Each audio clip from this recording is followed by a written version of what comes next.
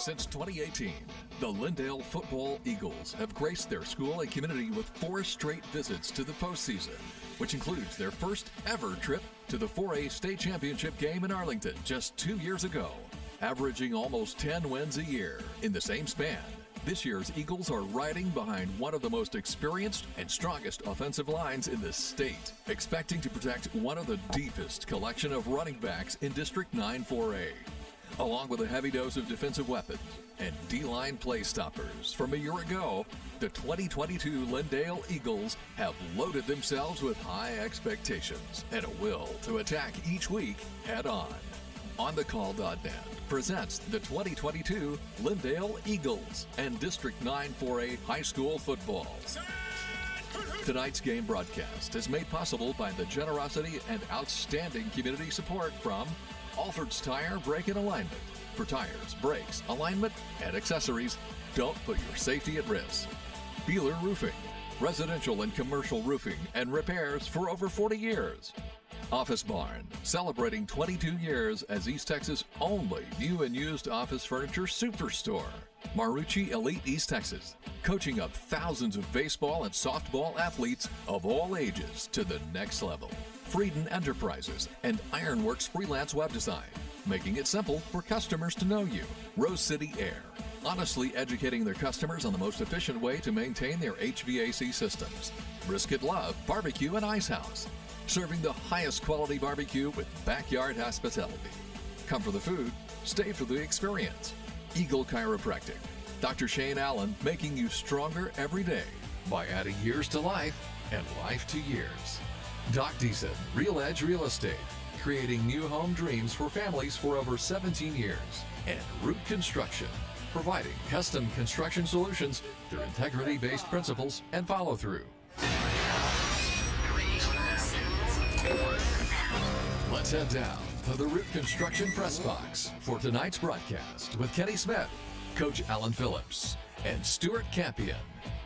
Well, a week ago, these two teams got beat up a bit on their respective Friday night contests a week ago. The Lindale Eagles may have gotten beaten up a little more than the Gilmer Buckeyes, but they will have to brush that aside tonight, as it's the second-ranked Gilmer Buckeyes coming into Eagle Stadium tonight. It is the second home game for the Eagles, but a little bit different atmosphere tonight than we had against Pine Tree 2 weeks ago, as the Lindale Eagles will be without starting running back Coulter Maya tonight, so they have got the Daniels brothers taking care of the backfield, and it is Rohan Fluellen night tonight here at Eagle Stadium, along with their outstanding running back in Ashton Haynes. They are looking for a lot of offensive play tonight, but as we said, both these teams a little bit beat up from physical contests a week ago. We'll see who shows up for Friday night. Coach Chris Cochran is in the wings, and we'll talk about this matchup tonight from Eagle Stadium. It's Lindale Gilmer week coming up next with OnTheCall.net. Backing the Lindale Football Eagles now as he did back then. Eagle Chiropractic is owned and operated by former Lindale Eagles center, Dr. Shane Allen. A class of 1989 graduate, Dr. Allen is an expert in chiropractic and nutritional health counseling. His expertise in these areas assist him in helping patients reduce and even eliminate migraine headaches, neck pain, back pain, and joint pain of all levels, both acute and chronic. Eagle Chiropractic offers therapeutic exercises, nutritional supplements, and analgesic creams, along with educational consultations and follow-up to assure continued support and confidence in a healthy lifestyle that is pain-free. Eagle Chiropractic, Highway 69 in Lindale, open Monday, Wednesday, Friday, or Saturdays. Call for an appointment and consultation at 903-881-5172. Eagle Chiropractic, making people better every day. Hey guys and girls, we're back at home, back at the friendly confines of Eagle Stadium, week 4. Come off a pretty darn good win and a rather physical football game, as they all are at the Van Vandals this past week. I guess the first thing that really came to mind with me and Alan and Stuart Friday night was the fact that most dominating part, I think, of the way the game started, I guess the offensive line absolutely took Bo Barton completely out of the football game, at least in the first half. We were calling his name very few times. Obviously, leading tackler for that team and a guy that you had to dominate if you're going to gain any yards on the ground. But how were you guys pleased with really how that offensive line really set the tone? We were very pleased. We wanted to get off to a fast start. We knew to be able to do that, it was going to be on the offensive line. We preached it all week. Our rushing efficiency, we wanted that to be a lot better than it had been in really since I've been the head coach, honestly. We went back and looked at every year. We have not run the ball well against them. Even with Jordan, for 3 straight years, they stopped the run better than anybody that we played in each one of those years. And so we just put that on our O-line, and they're the leaders. They're the ones who are experienced, and, it was their job to go get that done, and they accepted the challenge. And they knew that they had to because there was a little bit of talk on the news. Trey made the comment, we're running right at him, so they backed it up, and did a really good job. And it was fun to watch because the game's one up front. Me and you've talked about that many times before. It's one up front, and so we knew we needed to play well on both sides of the line of scrimmage, O-line and D-line, and they accepted that challenge. So we're proud of them. Okay, the overall preparation that y'all had last week and seeing what you were up against with as much film as you were able to watch on Van, man, did everything just really work out and click those first 2 or 3 series? Because from upstairs, obviously, it looked like there was very few errors at all in those first 3 or 4 series. Yeah, it really, we got off to a really good start, I think, in all 3 phases of the game. I loved how our kickoff team ran down the field and just swarmed the ball. Sometimes I think we forget about special teams just in general as football fans and coaches, and but we always, make a big deal out of it. And I told our kids, we've got to do a really good job in the kicking game, so I think our kickoff team even set the tone in getting off to a fast start, early in the, in the first half. And so when all 3 phases, as you said, when all 3 phases are clicking, it makes it a lot more fun, I think, A couple of weeks back, you had mentioned, even before the season started, players going both ways. Here the last 2 weeks, we've seen a lot more of the offensive players move over and playing some defense. Saw Patrick Daniels playing a lot more in that corner, in that safety spot, too. Is it kind of starting to grow, or things starting to, I guess, move in that direction to where the offensive guys who are playing both ways are starting to pick that up? Yes, it's a good thing. Like we've said it multiple times, because we've had our bumps and bruises that we've dealt with this year, and just some unlucky stuff that's happened. But it's a good thing that we took that approach. Last spring into the summer, throughout fall camp, because of what you just said. It's we've just had to use those guys. And the same could be said defensively. On our D-line, we don't have the depth that we necessarily want, or that we've had in years past. So, guys like Corey Watts and Ethan Moriarty are really figuring into the defensive line rotation. Not trying to kill them over there, but we need, their 10, 15, maybe 20 reps a game. And the same could be said for, like you said, Case and Watts coming over. And then, guys on the other side of the ball, the running back rotation. Alex Romero was a primary DB last year. We moved him to the offensive side of the ball to be a primary receiver, but he's playing both sides, So anyway, it's been good for us. We've had to change some stuff in our weekly plan and how we go about our business, just to make sure guys are. You want kids to feel prepared. You don't want to put them out there where they don't feel prepared. First of all, that's not a lot of fun. Yeah. Second of all, you're not going to get them playing very fast. So we've done some things just to kind of make sure that they are prepared, that they feel good about the plan, and so they can go play fast. Confidence builder. You send Seth Baggett in to kick the field goal late. He picks up a little offensive player of the week, honors this past week or something. How special is that for the special teams department, that this can happen now where, hey, 36, 39-yarder, let's send him in? Yeah, no doubt. We felt good about it. Obviously, there's so many things that come into play in your brain when you're trying to make that decision pretty quickly, and honestly, it wasn't. I wasn't worried about Seth. I was worried about the protection of it, or a snap, or the hold getting down on the block. There's so many minute details and factors that figure in. If the ball's just leaning a certain way, all of a sudden he doesn't hit it the way he's supposed to. So But yeah, Seth has been really, really good for us, and he's starting to, he wasn't real healthy at the beginning, but you can tell he's feeling better. He's kicking the ball better. The ball was hanging in the air the other night on kickoff. So he did a really, really good job along with our kickoff team. And to be honest, most of our special teams played really, really well. Okay, well, let's get our update on Levi and Nashad and possibility Coulter Maya may get a little banged up against Van also this week. Nashad will be found out this week. He's going to have to have surgery on his foot. Which was very unfortunate for such a special young man. You won't find a better smile in the whole school. So that's difficult. That's hard to hear. It's not, fun news just because we love the kid so much and he's worked really hard. Levi will most likely be back next week. He's been working really hard, rehabbing really hard with our trainer, Ryan Wilhelm, just to make sure that he's building it back up and getting everything strong the way it needs to be. Yes, Coulter is banged up, has a collarbone neck trap issue, so he's doubtful to go tonight. Yeah, just bumps and bruises. Christian King, shoulder. Ryan Stanton, and shoulder / clavicle.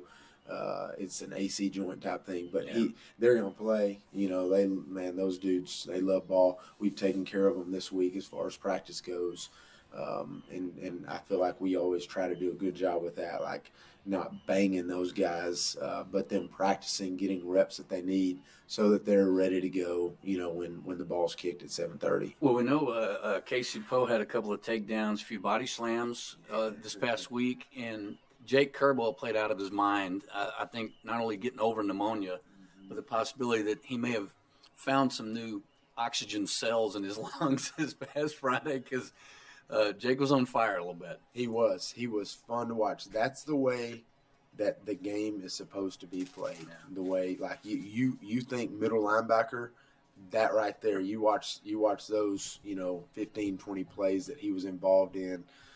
He told me on last Sunday before the Van game, Coach, I can't wait for Friday night. So it's a perfect description of when something gets taken away, how much he missed it because he loves it. He loves the game. And so, and I think the other thing is we managed that really well as far as, getting him the rest that he needed. And he was, as you said, rejuvenated, and man was fresh, and he was glad to be back out there. Well, film aside, obviously the whole Gilmer and so many people in this area want to call it mystique, but it's just the fact that they've just been doing this for so long, and Alan Metzel hasn't prepared much like Traylor did for years and years also. Going to be a little bit tough tonight with the matchups on the interior line. You got to have that offensive line. What have you seen on film? What do you got to do? We think that their skill is probably the best. This is the third year that we played them. We think their skill is the best that they've been, especially offensive skill. The Fluellen kid is really good. Seen him for a couple years now.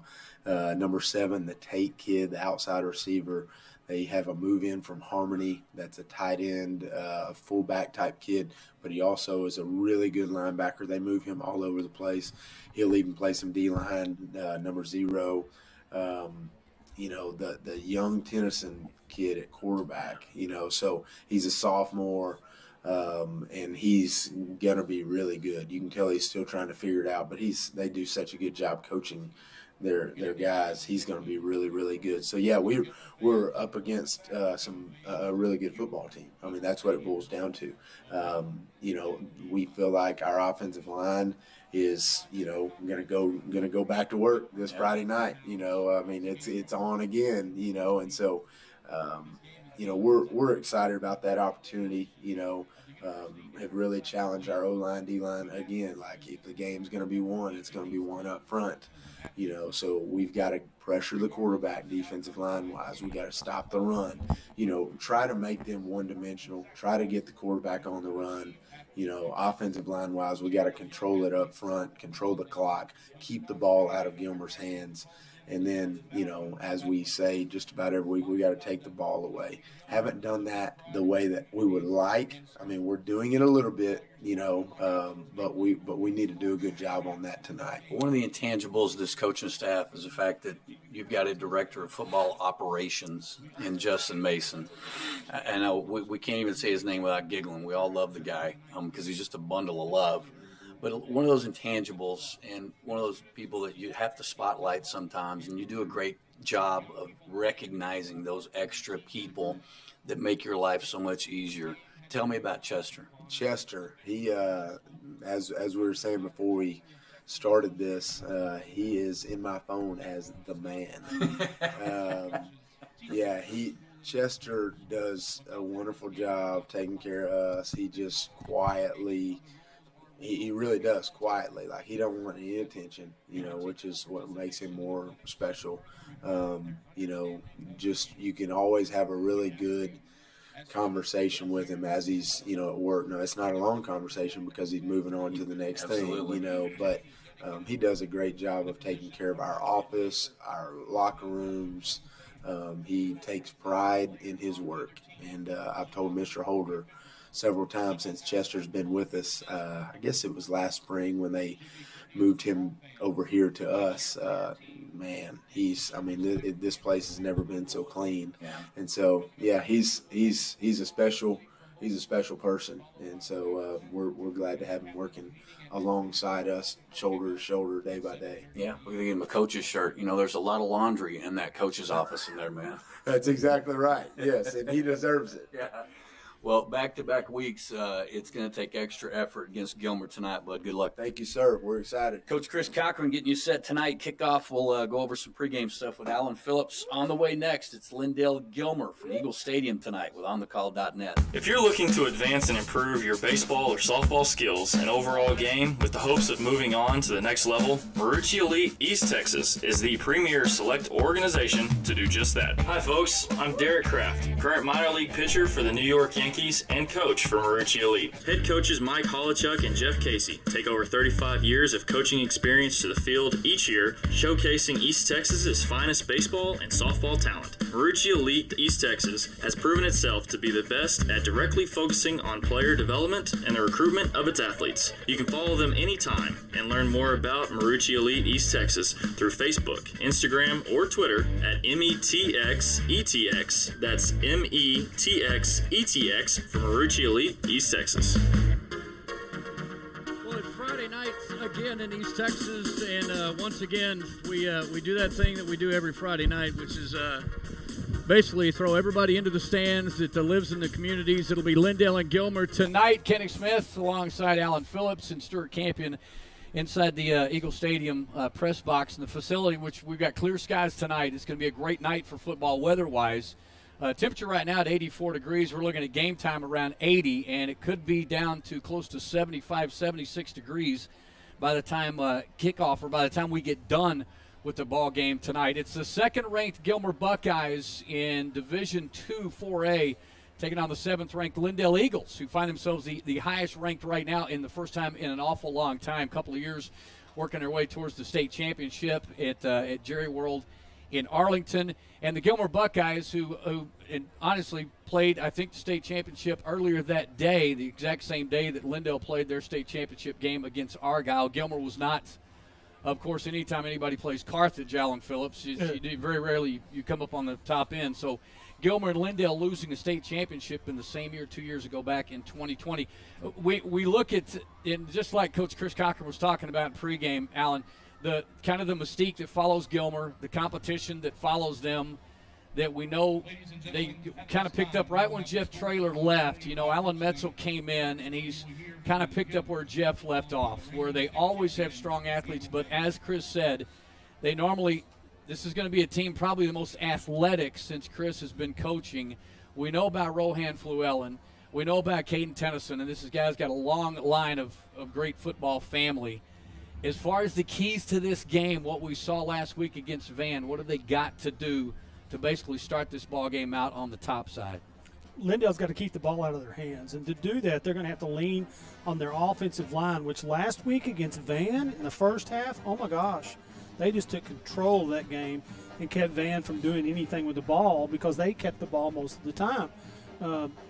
I'm sort of in awe. This is my first Gilmer game ever. Yeah, because you're always working. Yeah, and so this first time I got to saw Gilmer, and it's going to be even better, because I think we've got a team defensively with Lindale who has gotten better every week. Yeah. I mean, just every week, and especially the first half last week against Van, did an awesome job to shut them down. And in the second half, it was just some long plays on third down that got them, and besides that, they played, pretty decent the whole time. But as you said about Gilmer is stacked. I mean, Rohan Fluellen, I mean, he's been TCU's already after him and signed him, I believe. So sure.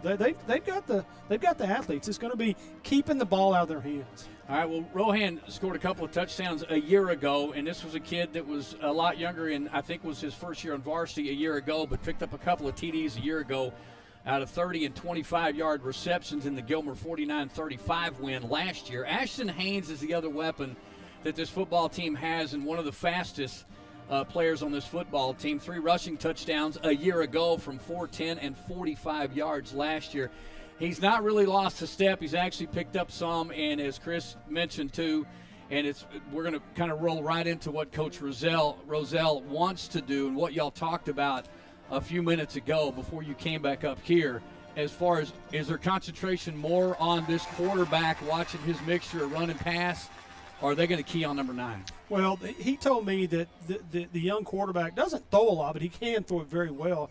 That their running game is very well. There's a very good running game. They've got more speed than they've had in the past. He says number 22 Will Henderson is the fastest guy in East Texas, not just on Gilmer, but in East Texas. In East Texas, because he went to the state track meet last year and ran in one of the sprints. So, and then he said number 9, Ashton Haynes, is on the other side, and with both of them on the field, you got a lot of speed on there. So he told me that one of the things they're going to have to do is they're going to have to get after the young quarterback. They're not going to sit back on their haunches and just watch him. They're going to get after him on the front, try to, the offensive line might not be as good as they have been in the past. Try to make some problems for them up front. All right, well, Tennyson's got decent numbers through the air, 32 of 45 for 505 yards. He's got a 71% completion percentage right now. He's averaging a little over 168 yards a game to go along with 6 touchdowns, and he has no interceptions as of right now. Now, the other weapon, and the one thing that Gilmer does have different than they have had in years past, is right now Tennyson is a single threat. He is not a threat to run. 16 carries, 39 yards on the year. But Haynes, with 24 carries for 279, it's not really the 279. It's the fact that he doesn't, he's averaging 12 carries a night, but he's averaging almost 11 and a half yards a carry. And, Alan, you mentioned before about a specific play that you said that Lindale is going to have to figure out a way to shut down. And when you've got linebackers, when you've got Ryan Stanton in there who's banged up a little bit, Christian King who's on the front line, of course, Stanton, Wyatt Parker, who moved around a lot last week, the linebackers may end up being absolutely the key players the whole night. Well, yes, and their linebackers have gotten better throughout the season with that new defense, that 3-3 stack that they've been running, and that is basically that 3 down linemen and 3 linebackers. Got a lot of fits going on, and the linebackers have gotten better throughout the year. Coach Roselle told me that when number 22 and number 9 are on opposite sides, that they do a little thing called a jet sweep. And a jet sweep's where they just take that outside receiver and just run him as fast as he can behind the quarterback, and they'll hand it to him. Well, one of the things they've done that Gilmer's done, they'll stack the running back and the sniffer back on one side, bring that guy in motion towards them, give it to him, and usually it's 22 or 9, and he just tries to get to the sideline. They'll try to seal off the inside and let him get to the sideline. So I'm sure, as an ODC myself, that every time that guy goes in motion, they're saying jet sweep, jet sweep. And so those linebackers are talking, and the secondary's moving, and I'm sure they got them very well prepared for that play. Okay, well, that was where I was going to go next, because you and longtime friend and longtime coach Barry Mathis were talking about this a while ago.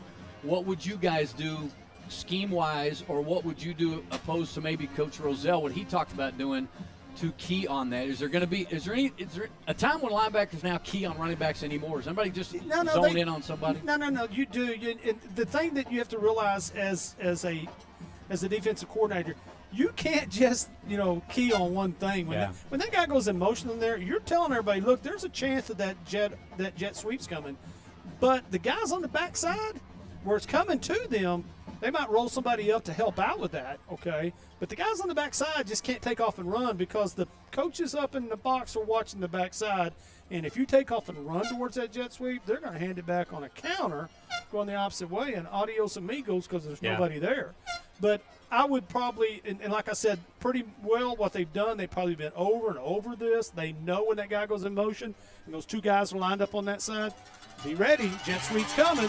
And so the outside linebacker probably is going to move up, maybe invert a little bit to try to help out with that and just turn it back inside. If he can get it turned back inside for those inside linebackers, they're okay. Absolutely. All right, well, offensively, Clint Thurman has been pretty darn solid, and he showed a little bit of grit that he always had, that he showed last year, obviously. This past week against Van. It was a pretty brutal game, very physical, but as far as what Clint has to do tonight, because he's going to be up against a lot of players that are a lot faster, they're down to platooning 2 running backs after this whole season started with Lindale being able to rotate in 4 running backs. They're down to Devin and Patrick Daniels right now. Clint Thurman's got to be solid all night. Yes, and and basically he's going to have to become another running back for him because one of the things, and we've talked about this, Lindale has to keep it out of Gilmer's hands. That's the key. Their big offensive line can control that line and help that, but with 2 running backs, that they're down to 2 running backs, and they get tired from the run ball all the time. Sure. But with Thurman back there, there's 3 running backs, okay? And so he's going to have to play a big role and run the ball, and we've seen him do that all year. So I can see him toting the ball a little bit more than what they've been doing because, again, they don't want to go 3 and out. They don't want to give the ball back to him.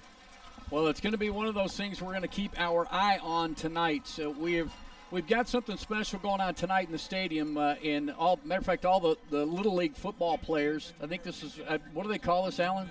Where they get the chance Pee-wee. to storm the field? Oh, I don't know what they call that. Storm the field. All the Pee-wee players got an opportunity to come out. But at this time, stadiums all over the state, especially East Texas, have been doing tributes to a fallen player named Cooper Reed. A week ago in Troop, and that is what our PA announcer Daniel Edson is talking about right now. Let's catch up with him. Brain surgery was performed overnight. An MRI revealed the young man had suffered a stroke, and as of this afternoon, Cooper remains in a coma as well as a daily fight to make a comeback. Tonight, we ask that you join his family and every parent and fan who has ever lived with this possibility in every play we witness on Friday nights in a silent prayer for Cooper's recovery, as well as the safety of every player and cheerleader that puts their bodies at risk in the name of performance and competition. Fans and students for both Lindale and Gilmer have had to come together within their own communities, some very recently, to deal with the tragedy of losing fellow students or players in the blink of an eye. Tonight, our 2 teams will dress 89 players. Our special request this evening is that we all come together, even if it is only for a moment, to profess our support and solidarity for the continued hope that all players tonight everywhere remain safe, even within the intensity of true competition and sportsmanship. In honor of number 22 and the fight the Reed family has in front of them, please join us for a moment of silent prayer and reflection for Cooper Reed, as well as our sons and daughters standing before us. As a show of support for a fallen player fighting for a chance to get back in the game, our players will also honor number 22.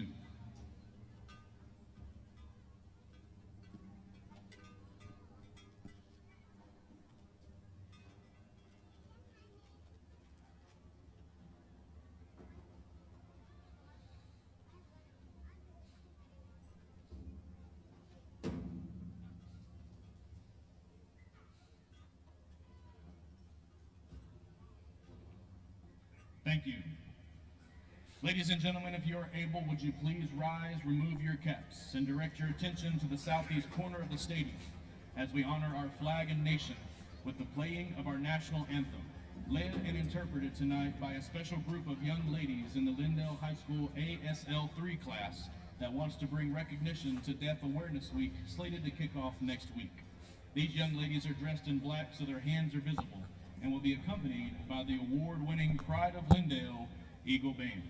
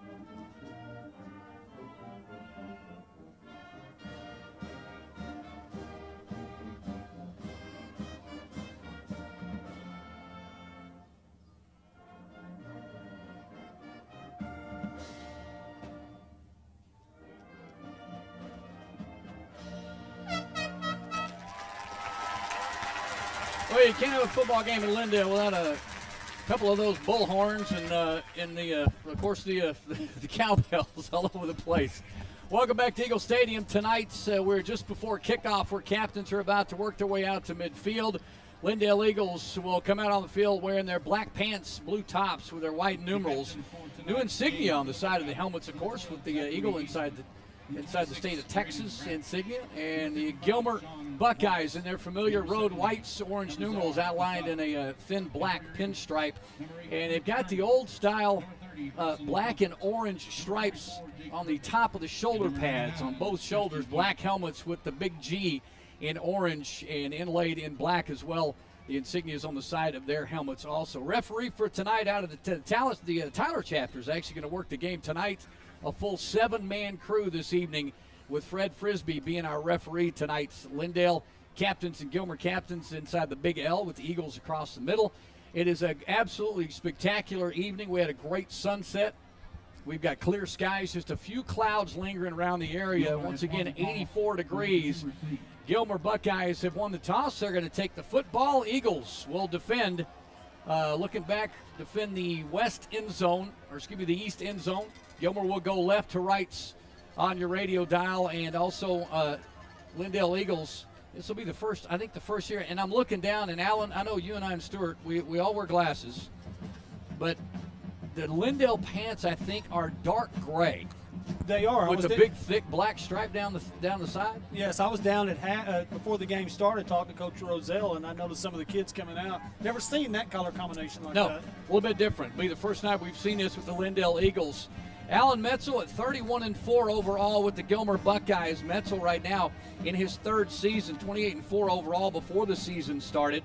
And, of course, Chris Cochran in his 6th year here at Lindale. Cochran comes in with a 40-24 lifetime mark. Last week, Gilmer took down Paris 50-7 with very little fight at all. And Lindale taking down Van in a fantastic football game at at Mal Fowler Field last week by a score of 30-27. The difference was the field goal made, the 39-yard field goal made by Seth Baggett. Baggett will tee it up at the 40-yard line, and he is glancing to his right, now stepping off, and possibly a cooch kick. And here we go. It'll be a short kick coming down at the 25-yard line, taken by Gilmer, coming back the other way, breaking a tackle at the 35, and the Lindale Eagles will stop the forward progress up to the 37-yard line, and that's where things will begin for the Lindale defense. Let's look over their starters. Your nose tackle will be Gabe Hart. Your tackle on the other side, Christian King, will switch back and forth. Carson Plunkett on the other side. Your Sam linebacker, Ryan Stanton, gets the start tonight. Wyatt Parker in the middle. Jake Curbo, 44, will be playing a huge part in the ball game tonight as he will have his hands full tonight. Ryan Betts as a rover. Field safety will be Hudson McGrout. It'll be Brett Maya in the back, Michael Shannon, and Jalen Hines, your two corners. They will throw quickly as Tennyson will throw complete. And ball comes down as the knee goes down at the 38-yard line. Pass is complete from Tennyson on the outside. And Stuart, I hope you got that number. It looks like maybe it'll be Haynes with the catch. They're only going to give him 2 on the completion, though. That was just a quick screen, and Jalen Hines was in there very quickly to help with the tackle, shoe screening down.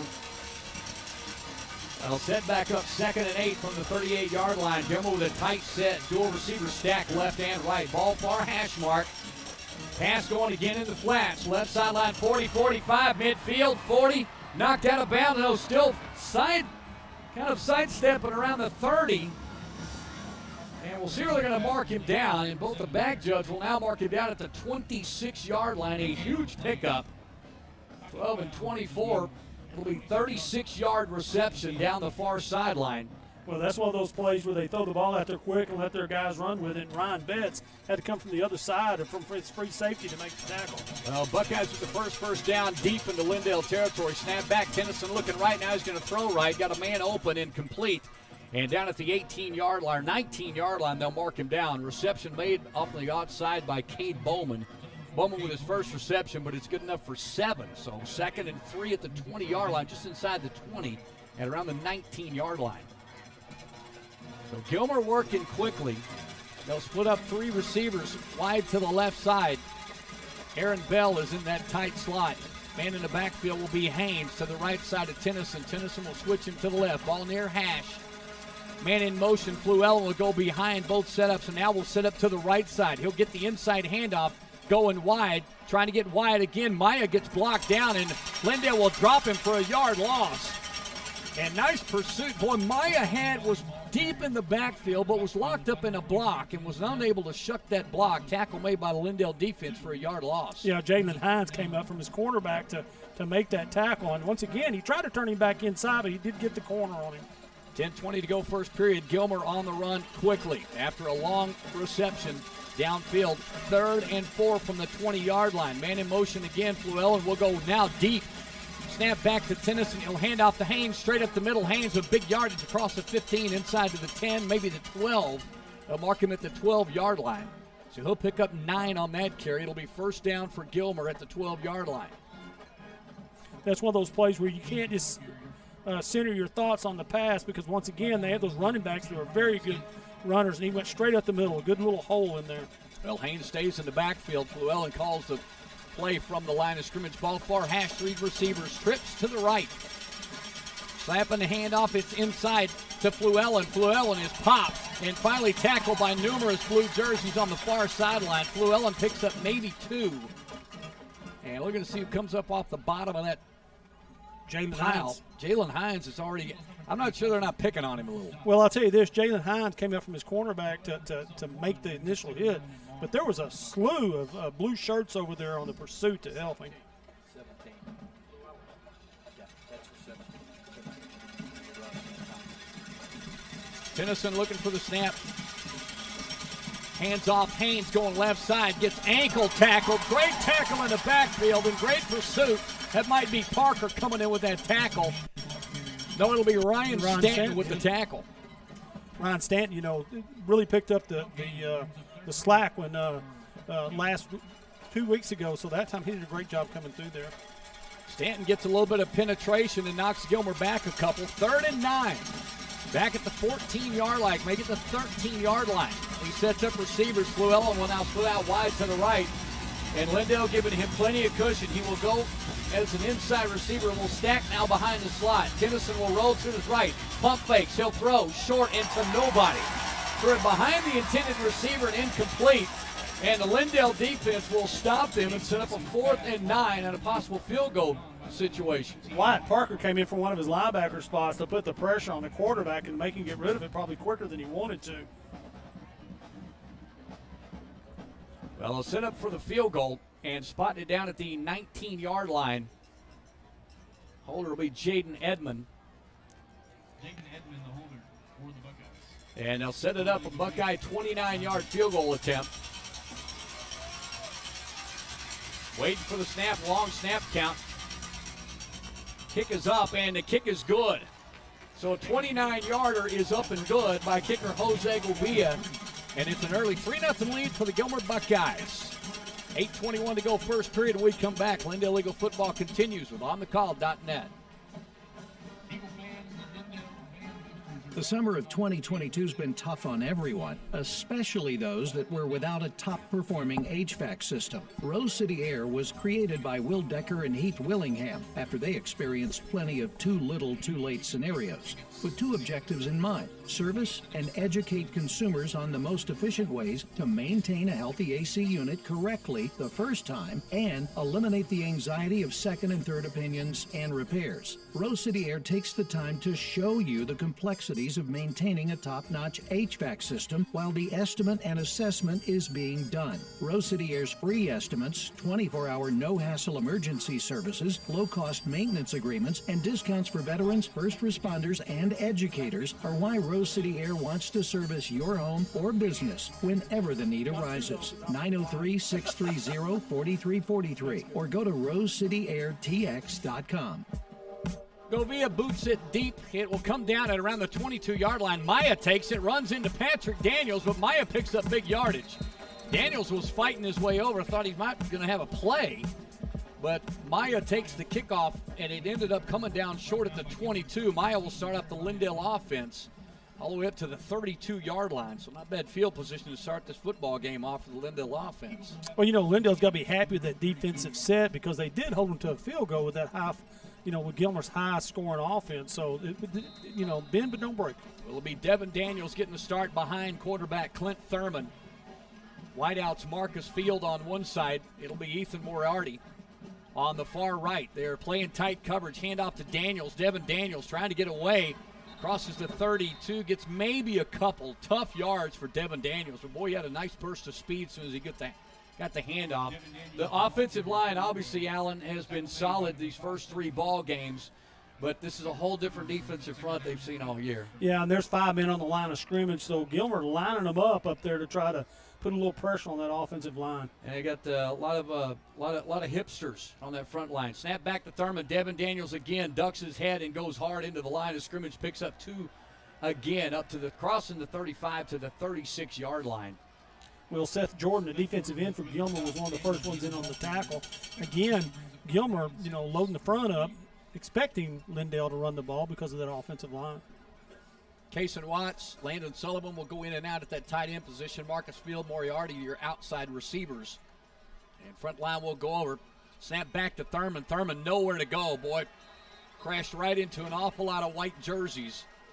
And K.J. Jackson, one of the first to get there. And Thurman unable to get much on that, maybe a yard, but that's going to force a quick 3-and-out, Alan, something you had mentioned that Lindale kind of needed to avoid. Yeah, they don't want to get into a 3-and-out situation because to give the ball to Gilmer, that's a high-scoring offense. And Gilmer, on their part, they stacked up the front pretty good to make Lindale work to get those yardage, and they're pretty well daring Lindale to throw the ball a little bit to loosen them up. Yeah. Eric Tate will send back at his 31-yard line. Wyatt Parker waiting. Jake Kerbo comes in a little bit late as an up back. And I think the clock's going to expire. No, Chris Cochran is going to be forced to take a timeout, unfortunately. Mental error there for the Eagles as the last second substitution situation where they only had 10 men on the field. Clock was running down, and Chris Cochran decided to go ahead and take a timeout with 6:33 to go. Obviously, boy, you know what? 3 and out real quick for Lindale Eagles. They're playing a much better football team, Alan, and you kind of confound that with a mental error or something, man. They had a good stop from the defense, but they got to get something at least on offense next possession. Yes, they got to keep the offense going, and the Lindale, they know how important this game is, and they know how good a team that is, and Jake Kerpo sitting over there talking to somebody about defense, if I had to guess, and we just forgot to run in there. Well, they're hulling up on the sideline, and Lindale, one of the 2 different scheduling differences they've had from years past, 10 straight games, off week or their bye week will be the final week of the season as they will play 10 straight, but back-to-back home games here at Lindale. So we're here against Gilmer tonight, and next Friday we'll be right back up here in the same room taking on the Henderson Lions. So Wyatt Parker with 3 upbacks standing at his own 25-yard line takes the snap. And kick is nice kick, turns over to 22. Great roll, 15 inside the 10, rolling inside the 5, out of bounds right at the 5-yard line. That will get this Lindale fan base up and all over the place. It's a great punt, boys. Parker just pounds it inside, right at the 5-yard line. Yeah, sitting there at that ball on the 5-yard line, I guarantee you Coach Rosedale is probably going to send some linebackers to cause a little bit of mayhem up there to put the pressure on the quarterback a little bit more. Well, they're going to set Gilmer Buckeyes up at their own 5-yard line. And Tennyson will set up Haynes in the backfield. And dual receivers, Fluellen is split out wide to the left. He is obviously a huge target for Tennyson, but has been only effective on the ground tonight. Snap back, Tennyson 2 yards deep in his end zone. He's going to go deep to Fluellen. Defender is right there, and Jalen Hines again makes a great play, standing back way in front of the receiver. Fluellen actually had to bat the ball out of his hands. He turned into the defensive player then because he knocked the ball down to keep an interception from happening. Well, great defensive play back in the backfield by Jalen Hines. As Hines well out in front of Fluellen, and obviously he had a nice little scouting report. Good film work right there. So Tennyson was 2nd and 10 on the incompletion at the 5-yard line. Snap back inside, handoff to Haynes. Haynes pounded right there at the 8-yard line, maybe a 3-yard pickup. Tackle made by Ryan Stanton. Well, I was trying to make a point earlier that when Jake Kerbo was down, Ryan Stanton came through and made, we played that middle linebacker. Ryan Stanton able to play any middle or any side, and right there he showed his versatility. Well, Stanton runs him down and drops Haynes for a 3-yard gain. 3rd and 7 from the 9-yard line.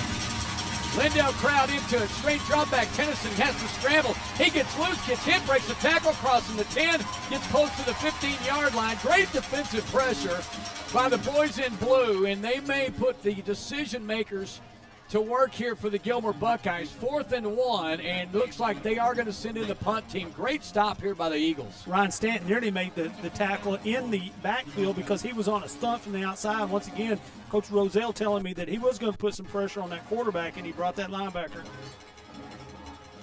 Well, they'll set up 3 outside gunners on this punt, and dropping back to punt. Gilmer standing at their own 2-yard line. And we still have no idea who that punter is. Snap back, sideways kick will come back the opposite side, hits at the 47-yard line, takes the Lindale roll at the 42-yard line. The Eagle offense will get great field position.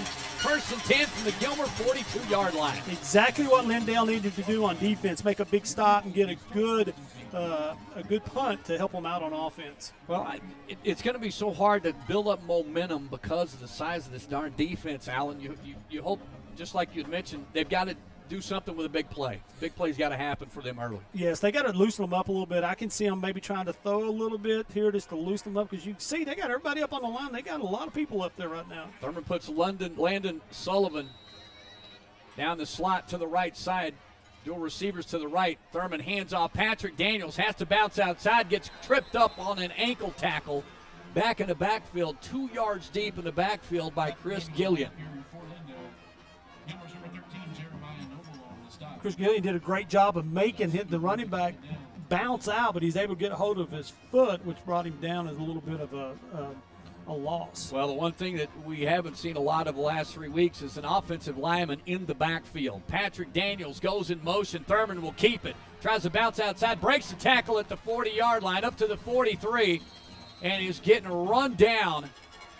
It is amazing to me the size of Clint Thurman and the fact that he not only can break tackles, but people can't pull him down. Well, he runs tough. That's one of the things you want out of your quarterback. You want him to be tough. And he certainly fits that mold. K.J. Jackson for Gilmer was in on that tackle from his middle linebacker. Well, he's going to pick up 6 on the carry, so Thurman picks up positive yardage. 3rd and 6 right now from the 37. Snap back, handoff Daniels. Daniels, big hole. First down Eagles inside the 30-yard line. Daniels with his first burst and opening where he got a chance to kick into that extra gear, and it pays off for the Eagles. Tyson Wilson came up from the safety spot to make the tackle. And that's what you'd like to see because they got all them people up on the line of scrimmage. If they can break through that front line, they're going to make some yardage. Maya checks into the ball game for Alex Romero. Maya will set up in the slot right. Marcus Field wide to the left by himself, but these corners are right up in the face of these Lindale receivers. They've got to fight a little bit tonight. Thurman with the snap back. Going to throw hot route inside and throws it behind Marcus Field. And Thurman just missed his target that time. Allen, his Field had a step on the defender. Yeah, and that's exactly what, if he could have hit that, he might have been running for a while because they were up in his face. Linebackers are up a little bit to support the run. Snap back, Thurman by himself, throws quickly, and in and out of the hands of Marcus Field. Field was right there at the 29. Boy, there was a lot of white jerseys around him. Pass was a little bit low by Thurman as he may have rushed it a little bit, but boy, you got to when you've got these defenders right in your face. Yeah, they're bringing the pressure on him. They're once again, though, Lindale's going to have to throw the ball a little bit to back them up off of him. Back-to-back incompletions will set up a 3rd and 10 from the 27, 28-yard line. Thurman with Patrick Daniels behind him now will shift him to the left. Tight end moves, Watts to the left side. Thurman keeps it, following the block of Daniels. Working his way across the 30, across the 25, and it will roll him down at the 25. It's a gain of 4. So decision time here. We know that Seth Baggett has the leg, and we'll see what Chris Cochran does here as he's leaving his offense on the field. Well, one of the things, if he did miss that field goal, they would get the ball right there. So he's got to look at that also, and if he can pull the first down. Landon Sullivan set up behind the right tackle. Sets up Daniels now backing. behind Thurman a couple of steps. Snap back, hand off to Daniels. No, Thurman rolls out. Thurman's going to take it. He's going to cross the 20, gets shoulder tackled as he crosses the first down marker, and he just gets enough for the first down. Great run by Thurman. You know, I've been wondering, Ken, is the horse collar tackle, is it not illegal any longer? It looked like he got him under the shoulder pad. It sure looked like he raked him under that left shoulder pad. I think the fans kind of thought it may have been a horse collar as well, but I think he got him under that left shoulder pad and whipped him around, but Thurman gets right back up. That was a bootleg pass, which makes a fake to the run, and he rolls out to the right, which, again, helps out because they've been running the ball. 2:12 to go. First down, Lindale. Handoff, Daniels. Daniels goes right over that right side and picks up a couple of yards. This is going to be tough running for these running backs. So Matt Cochran has probably already got them prepared for, listen, you're going to take a beating, and you may find a hole here and there, but you're going to have to power run tonight. You know, if they can get 3-4 yards, though, and just keep grinding it out, that's what they need to do, once again, to keep Gilmer from getting that ball. And the offense has done a good job of maintaining.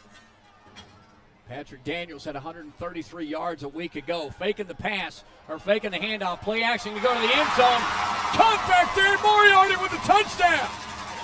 Oh, my. A fantastic play fake by Thurman. He got Moriarty over the back. He may have dropped it. Are they coming back? Yeah.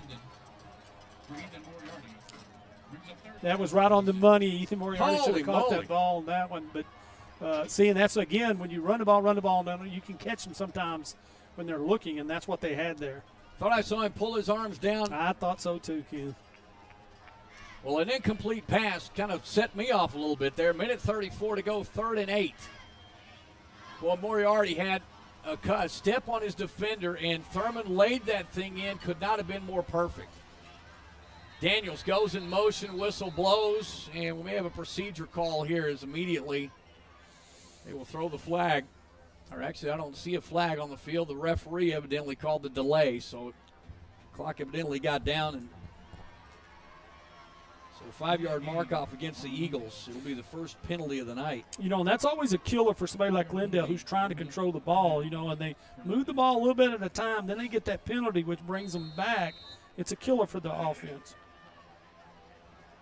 Well, Clint Thurman leading this team in rushing, 41 carries, 286 yards, and 3 touchdowns. Takes the snap. Broken play. He's going to throw to the end zone again. And almost the exact same play. I think Daniels actually went to the wrong side. Thurman turned to his left for a play fake. Daniels went to the right. But Thurman tried to lead Moriarty again and just could not lay it in there like he did that first one. So they will now set up with a 4th and 12 from the 22-yard line. Thurman right now 0 for 4 early in this first period with a minute 27 to go. They will set up Seth Baggett for a long field goal try. Seth Baggett lining up for the kick. And they're going to line it up at the 29, so a 39-yard attempt by Seth Baggett. He made one a week ago, which was the difference in that 30-27 win for the Eagles.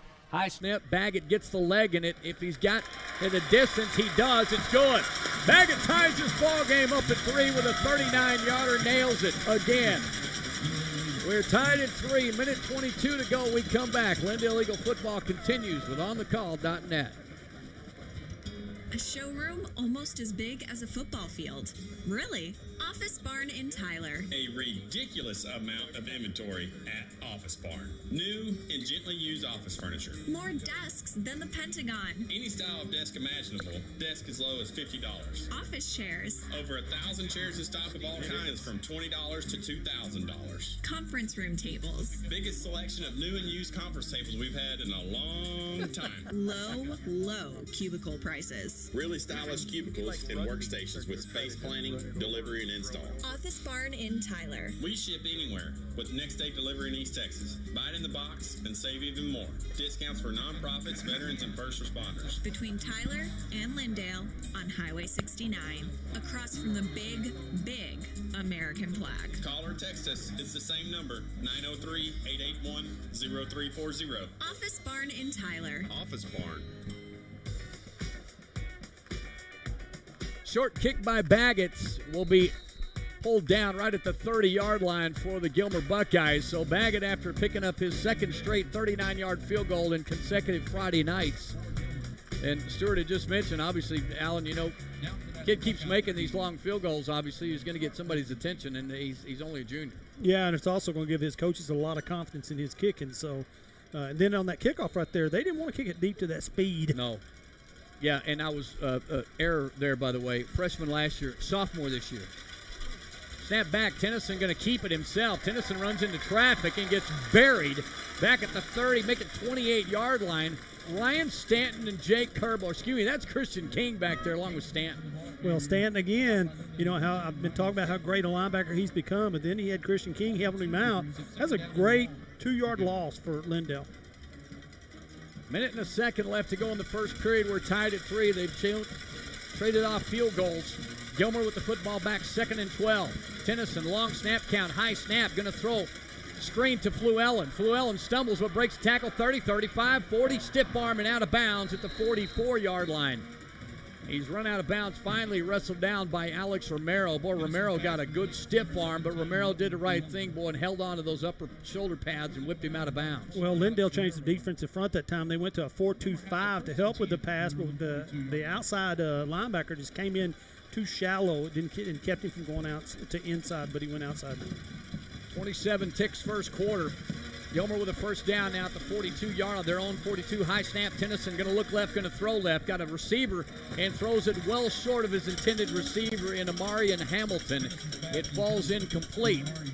Well, what you didn't see is Christian King and Jake Kerbo's back there giving him a little trouble, so he had to get it out of his hand. He was on the ground after the throw. Well, this defense will light. There's nothing that lights this crowd up like a sack, especially with an athlete like Tennyson. Tennyson, younger brother of Brandon, who pretty much ran this football game a year ago. Snap back, maybe a easy, quick play or free play for Gilmer. Tennyson will scramble, still on his feet midfield, 45-40 and out of bounds inside the Lindale 40. No flag on the play, so Tennyson maybe even thought he might have had a free play and just came off of maybe a signal call. Alan looked like he just kind of freelanced it there. Well, Lindale brought the linebackers. He brought Stanton from one side and on the other side. So what that does, it puts a little pressure on the middle linebacker, which is Kerbo. Kerbo overran it, got blocked, and he was able to run up through the middle. Stacked receivers left and right, ball near hash mark. Snap back, Tennyson going to hand it to Haynes. Haynes almost fumbled the football. Haynes gets into the defensive backfield for the Eagles and may have enough for the first down. He's going to pick up 11 up to the 27-yard line as the clock goes to zeros. First quarter is in the books. We are tied at 3, and Gilmer is on the move. When we come back, they will be set up 1st and 10 from the Eagle 27-yard line. We return. Lindale Eagle football continues with OnTheCall.net. You know that old saying that a man's number one job is to protect his family? Well, that's exactly what my dad had in mind when he founded Beeler Roofing in the late 1970s. Well, now it's 2022, and it's still the backbone of why Beeler Roofing continues to take care of families and businesses' new roofs, full roof replacements, and even simple roof repairs. We still welcome a good old personal phone call to set up a free roof assessment, and we take a lot of pride and enjoyment from making our customers feel better about being home. Plus, we can even help you navigate the insurance process. This is Brooks Beeler, Lindale class 1989, and very proud to support your Lindale Eagles again this year. Find us on the web at BeelerRoofing.com or call us at 903-347-8484. Beeler Roofing, our family protecting your family from the top down for over 40 years. A lot of folks listening tonight and every Friday night all over this great nation, by the way. Port Orchard, Washington, Fawn and Sean Gay, who we've tried to tell them, listen, don't listen, Stewart's just doing stats, but by golly, they love it. And we all love that Stewart got a chance to come and hang out with us for a while. Back to live action, Gilmer Buckeyes will throw it to the sideline, and looks like incomplete. The line judges coming up, they're going to say it's a completed pass. Well, a great pass and reception. Tennyson going to the far sideline. They're going to call that a reception. Well, Lindale started out in a three-man front. My apologies. They are going to rule it incomplete now. Looked like the line judge was running down to spot the ball where he ran out of bounds. Incomplete pass. 2nd and 10. Gilmer on the Lindale 27-yard line going right to left. High snap again. Handoff to Haynes. Straight up the middle. Haynes is pulled down for a minimal gain across the 25 to the 22-yard line. So it'll turn into a 5-yard pickup for Haynes. And third, make that a 4-yard pickup. They'll set up 3rd and 6 now. Well, Ryan Stanton and Carson Plunkin in for the tackle for Lindale. Lindale playing a little games up front, moving people around, trying to cause some problems for the Gilmer offensive line. Well, they are well off of these receivers. Tennyson going to play fake, going to throw to Fluellen near side. Fluellen across the 20, breaks the tackle. Maya can't get his arms wrapped around him. Spins around the rhythm at the 15. Maya finally pulls him down at the 8-yard line. Oh, my. Fluellen, he's 6 foot, 182 pounds, and runs a 4.4 40. That's a specimen when it comes to a receiver. 11:06 to go, ball at the 8. Handoff Gilmer straight up the middle and trying to strip the football. The boys in blue are trying their best to claw and get that football out of there. Ryan Betts, one of the first ones to get to the runner. And it'll be Haynes with the carry. And Haynes will pick up 6 on the carry. Sets up 2nd and goal from the 2-yard line. Snap back to Tennyson. Tennyson hands off to Haynes. Haynes will try the right side. Gets caught from around the ankles, and Ryan Betts is in there again. Betts swung around from the outside and got the ankles of Haynes and pulled him down for maybe no gain. That was a great job by Ryan Betts because he turned him back inside, got a hold of his ankles, and because he turned him in, the other linebackers were able to come over and help with the tackle. Well, defense trying to stonewall a bit here with a 3rd and goal from the 3. Tennyson with Haynes to his left. Pull out wide to the left side is Cade Bowman. Man in motion and set up his bell. High snap again. Haynes with the handoff right in the heart of that Lindale defense, and they will stop him for no gain. They'll give him a yard up to the 2-yard line. And Gilmer again now with a 4th and goal, or actually a 4th down. Well, they've got to think about it. There's a big stack up in the middle when you're looking at number 99, Christian King. And the whole team was there to stack that up. He had nowhere to go. Ryan Betts comes off the field. Marcus Field is back on. Here we go. 4th and goal from the 2-yard line. Eagle fandom trying to help their team out. Tennyson waits for the snap with Haynes to his right side. Tennyson at the 7 mark. We're going to throw it in the end zone. It's caught. Touchdown. Well, a great play call as they had someone coming in motion, almost as if it was going to be a shovel pass, and got a receiver in the end zone and nobody around him. Well, what that did is Ryan Stanton sort of froze right there on that inside receiver, that shovel pass, and so that enabled that receiver to get behind him and make the catch. Well, it was Haynes that came out of the backfield and made the catch. It's a 2-yard touchdown catch reception for Haynes from Tennyson with 9:22 to go in this first half. They'll line up for the extra point as Gouveia gets the hold down. Snap is good. Hold is down. Kick is up and good. Gilmer moves to a 10-3 lead right now with 9:22 to go in the first half. We come back. Lindale Eagle football continues next with On the Call. Hey, Doc Deason here, Lindale class of 1990 with Real Edge Real Estate in Tyler. You can find me online at DocDeasonRealEstate.com. After this summer, anything associated with fall is going to be welcome throughout the season, especially Lindale High School football. It's an honor for me to again partner with my friend of 30 years, your play-by-play man, Kenny Smith. There's nothing in this country quite like Texas high school football, and you need to know we're partaking in a legendary pastime right now. But when the game's over, if you need some help with real estate, give me a shout. Don't hesitate. 903-262-8680. That's 262-8680. Again, I'm fellow Eagle Doc Deason. Thanks for listening.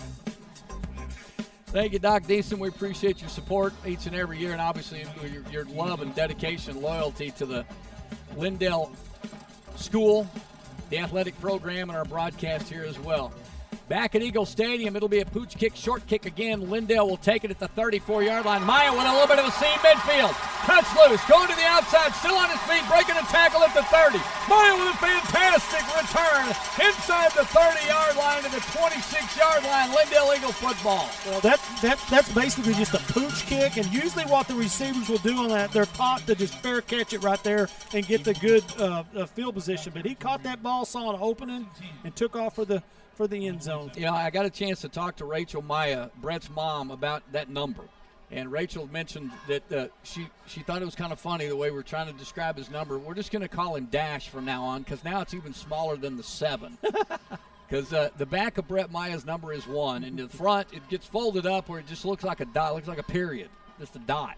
But Maya puts Lindale in great field position. 1st and 10, Kason Watts in motion. Turn around, fake the handoff. Thurman's going to throw it. Going to roll it to his right. Going to throw right. Got a man open, caught and dropped at the 6-yard line. Boy, a great attempt, and Clint Thurman hung it up there for Marcus Field, and Marcus had his hands on it and around the 9-yard line, but could not pull it in. Well, that play right there, first of all, Gilmer was in a 4-man front, which would probably be better for the pass. But what happened is Lindale did a little play-action bootleg, which enabled him to get some receivers across.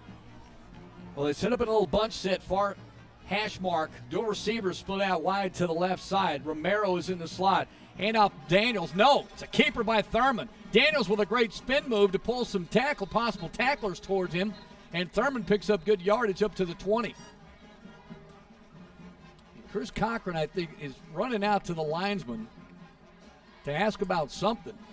But Thurman gets good yardage, taking it from the 27 all the way to the 20. It's a 7-yard pickup. Lindale needs that offensive line to take over in this situation. They've got great field position. All they need to do is get them a first down and continue to run that clock out. We had a penalty. Okay. Well, that's what Chris was curious about. So it'll negate.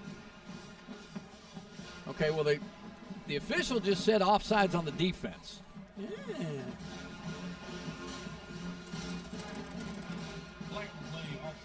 And they're going to take so they're going to take the down. Yes, because it makes it second down. They don't waste that down. Well, that never happens. So they'll accept the penalty and decline the run.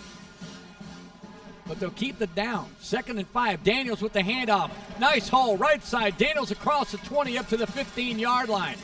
Great call, 1st and 10. Lindale Eagles at the 15. Driving left to right against the Gilmer Buckeyes. Chris Gilliam from his middle linebacker spot for Gilmer in for the tackle. Well, that's the first flag against the Gilmer Buckeyes tonight. Ball near hash. Dual receivers to the left. Wide side of the field, left side. It's Kason Watts in that slot. They'll change the play. Patrick Daniels to the right of Thurman. Thurman barks out the signals. Romero in the slot to the right side. Handoff to Daniels. Thurman keeps it himself. Got a little bit of a hole. Crossing the 15 to the 10 and gets pulled down right at the 10-yard line. So another 5-yard pickup for Thurman. Nice possession here for the Eagles after that fantastic kick return by Brett Maya. You know, number 44, Braylon Ward for Gilmer plays the nose guard position, and he is 6 foot 270, so he's making a big presence up front. They're running off tackles because of that. I don't know where they got these guys. Stewart pointed out the 6 foot 220 and Sean Wallace, Sergio Echeniera. I get my accent in there. 6 foot 330. Snap back, handoff, Patrick Daniels straight up the middle. Daniels going to pick up hard yards. Still haven't pulled him down. We're going to see where they're going to mark this football.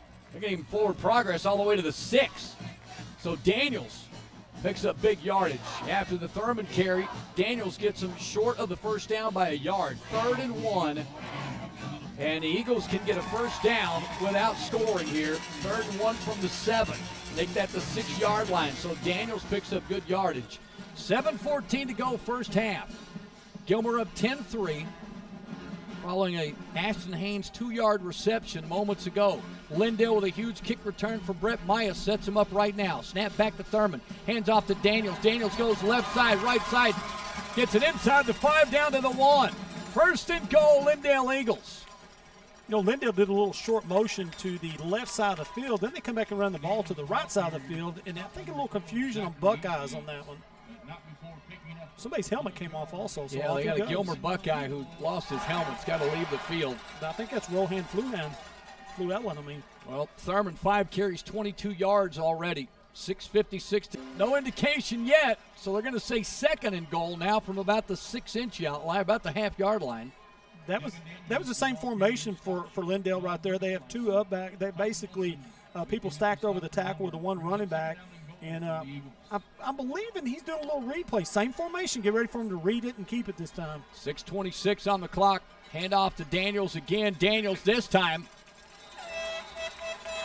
Well, they haven't indicated. Now they do. Touchdown, Devin Daniels.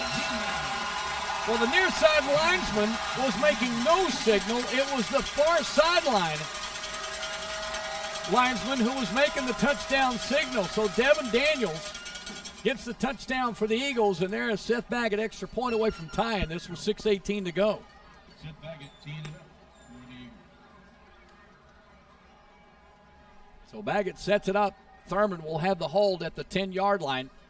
Extra point is up, and it doinks off the left upright.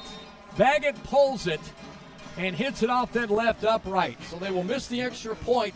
10-9 lead right now for the Gilmer Buckeyes, 6:18 to go when we come back. Lindale Eagle football continues with OnTheCall.net.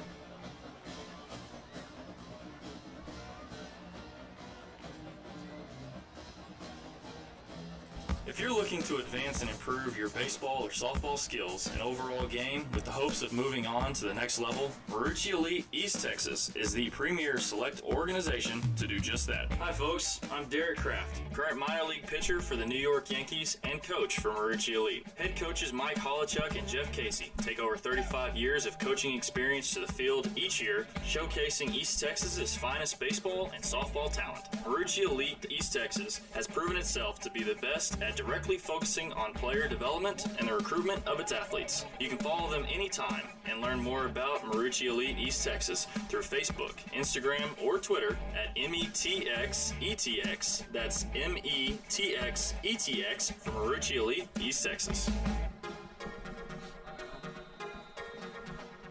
Back at Eagle Stadium as the Eagles drive down the football field. They only had 32 yards to go after a huge kick return, actually 28 yards to go with the Brett Maya kick return. They missed the extra point. It is a 10-9 contest, and then Seth Baggett will kick it out of bounds at around the 29-yard line. So not the way you want to follow that up, but Baggett's foot got him a win last week and also tied this game up at 3 back in the first period. So with 6:18 to go, the Gilmer Buckeyes will start off 1st and 10. You know, that was a great response from Lindale's football team to go drive it down and score a touchdown. And I'll guarantee you they're not on that kicker's case too much because, you know, you can get in a kicker's head a little bit too easily. So, but Seth Backett's done a great job this year of extra points and field goals. Well, looking at his numbers, they're pretty darn impressive when it comes to that kicking game, as they haven't had to worry about it at all last year or this year at all. Gilmer Buckeyes 1st and 10 from their own 35-yard line. Hand off to Haynes, this time another runner, 20, 40, 45 up to midfield, and a huge burst of energy.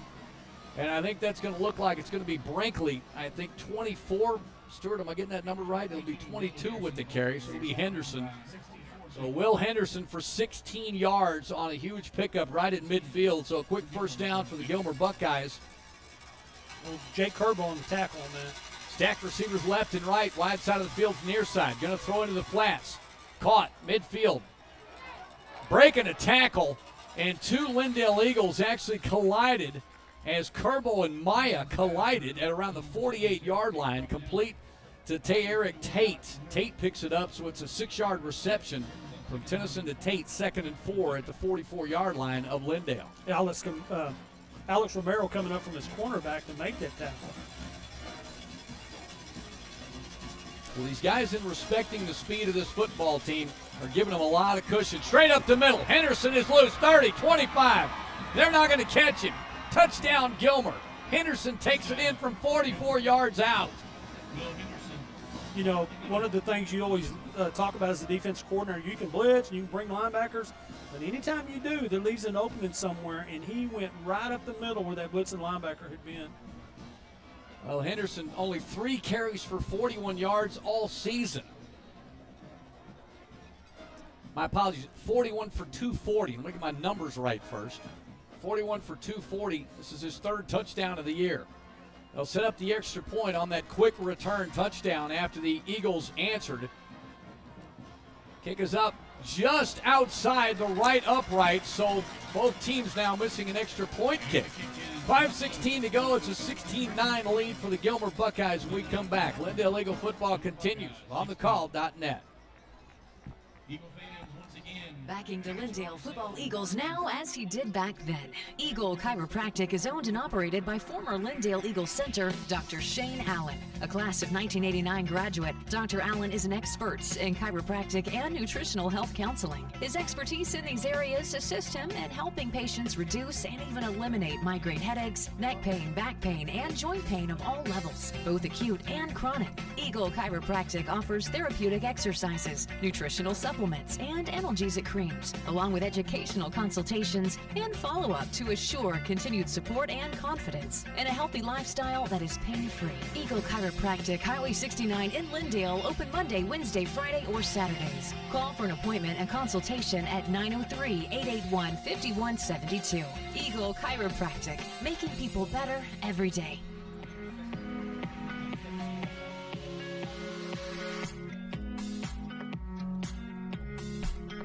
Back at Eagle Stadium, 5:16 to go first half. Caden Tennyson, 4 carries, 68 yards for the Gilmer quarterback with 5:16 to go. That's a 44-yard touchdown run by Will Henderson, a 5'9", 170-pound junior for the Gilmer Buckeyes. They will move that lead to 16-9. We were tied at 3 for a while, and then the touchdown by Ashton Haynes from 2 yards out. Lindale will answer with a 1-yard run from Devin Fields moments ago. Pooch kick goes way up high in the air. Will be taken at the 30-yard line. Coming near side, the Eagles. And pulled down at the 40. So still good field position. Patrick Daniels will get the return this time for the Eagles. And 1st and 10 Lindale with 5:10 to go in this first half. Zach Easley was down making the tackle on the special team for Gilmer. Another little Pooch kick, but it went to the opposite side. Yeah, I don't know if I've ever been a fan of the Pooch kick thing. You know, we like seeing long kick returns. Everybody gets pretty darn good field position if you just fair catch sometimes. And the Eagles will get it now at the 40-yard line. Snap back, Thurman's going to keep it himself. Thurman, great running room, and just gets ankled down right at midfield. Pulled down by K.J. Jackson. And boy, Thurman had some good room. He got just enough for the first down and then one. 49-yard line of the Gilmer Buckeyes. Nice little hole by that offensive line. If it wasn't for Jackson playing that middle linebacker spot, he would have made a touchdown probably. Well, Clint, like you mentioned in pregame, an added running back. Snap back, hand off to Daniels. Daniels going to try to spin out of a hit at the 47-yard line. Nowhere to go after that. And the Buckeyes will knock him back all the way to the 45 and then help him up after the whistle. A couple of yards for Patrick Daniels. Daniels, who only in his second game this season. Daniels, 18 carries, 133 yards on the season, averaging a little over 7 yards a carry, but he's also got a touchdown. 2nd and 8, going left to right, Lindale Eagles set up on the near hash. Snap back, Thurman, going to hand off Daniels, going to try the right side, bounces outside 45-40. Tries to work out a block and then hit out of bounds. Oh, my. Boy, getting hit around the knees. Cade Bowman will pull Daniels down. Will actually hit him around the knees. And Cochran is all in the face of the linesman, but no flag. Well, he was about 2 yards outside of the out of bounds. I would have thought I'd been going crazy myself. Sure. First down, though, Daniels picks up big yardage and moves the sticks for the Lindale Eagles. So the Eagles again not backing down and trying their best to answer, come right back at the Gilmer Buckeyes with 4:05 to go in the first half. 1st and 10 at the 35-yard line. Eagles going left to right. Puts a man in motion. It's Daniels. Snap back. Going to fake the throw to Daniels, and Thurman keeps it himself. Ducks his head, trying to get to the 30. And Thurman again is stopped. Boy, Clint had a little bit of opening to the left side. Chose to come to the right and ran into a couple of white jerseys, but Thurman will pick up 5 on the carry up to the 32-yard line. When he put that back in motion, that up back in motion, it pulled a linebacker out of that spot. And you're right, to the left, he had a little bit to run. But, he's on the field seeing things we don't see. Yeah, he's a little busy. Snap back, hand off Daniels. This time Devin Daniels will get the carry across the 30 to the 27-yard line, about a half yard short of the first down. Tyson Wilson and Seth Jordan for Gilmer on the tackle.